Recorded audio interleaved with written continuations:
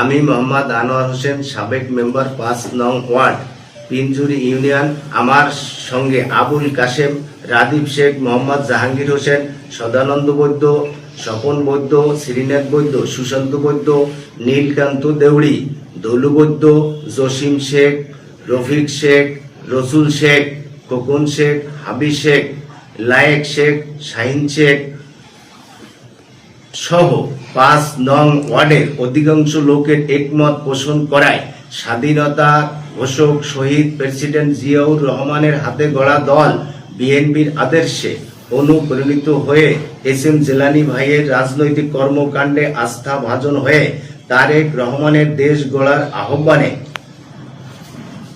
আমরা আওয়ামী লীগের কমিটি থেকে পদত্যাগ করে বিএনপিতে যোগদান করিলাম।